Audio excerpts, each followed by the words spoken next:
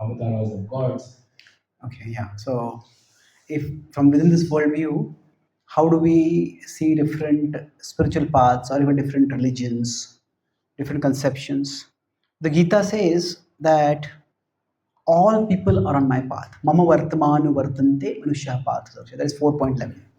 So now, one of my simplest metaphors I find for understanding this is consider mountain climbing. The top of the mountain is spiritual level of reality. At the bottom of the mountain is material level.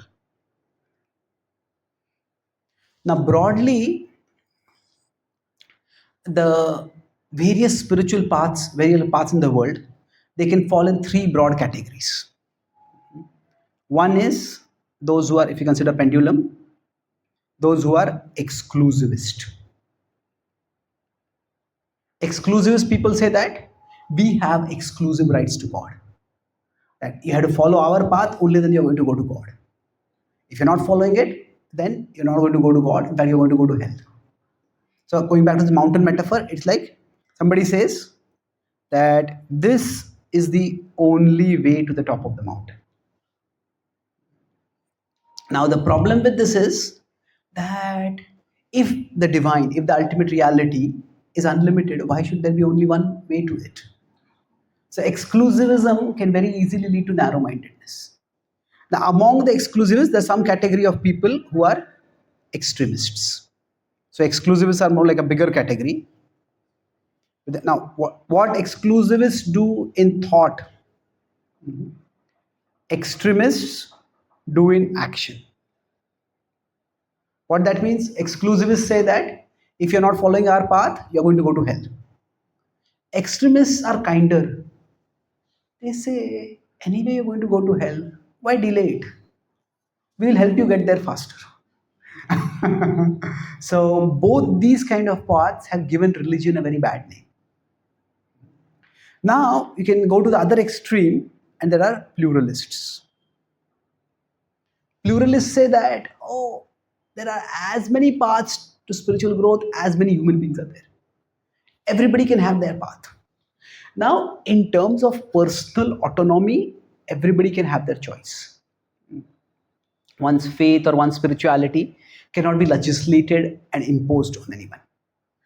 At the same time, if we consider the mountain metaphor, it's not that all paths are going to take one to the mountain only, top of the mountain. Some paths may keep us going around a mountain. Some paths may take us away from the mountain into a valley. To say all paths are right, that can seem broad-minded, but actually it's not broad-minded. This is narrow-minded. To say that only my path is right. However, to say that all paths are right, it seems broad-minded, however, it is actually empty-minded. Why empty-minded? Because if we say that all paths are right, somebody says there's no such thing as spiritual at all. There's no divine, there's no soul, there's no spirituality at all. The whole idea. Then if that is right, then all spiritual paths become wrong.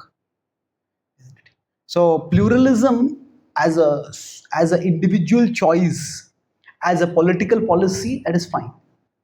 But as a philosophical principle, it is hollow. We want to be open-minded, but we can't be so open-minded that our brains fall out. So in between these two is what we can call as inclusivist. Now, inclusivist is the idea that there is one purpose which includes many paths. What is the one purpose? It is to go up the mountain. Now, to go up the mountain, there can be one path which I am following. There can be another path which somebody else is following. A third path. There can be a fourth path. Now, how do we know that it is a path that is true?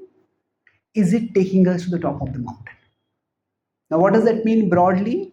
See, if we are going on a path which is taking us to the top of the mountain, two things will happen. The peak of the mountain will come closer, and the bottom of the mountain will go further.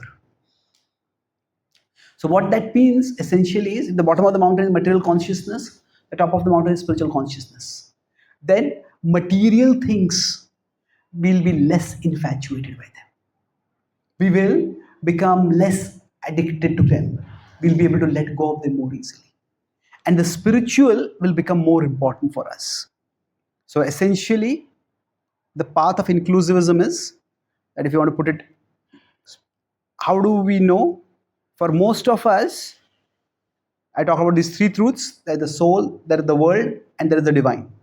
So for most people, the world is very big and the divine is quite small.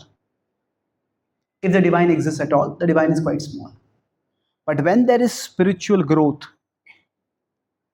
then by that, what happens is that the world becomes smaller and divinity becomes bigger.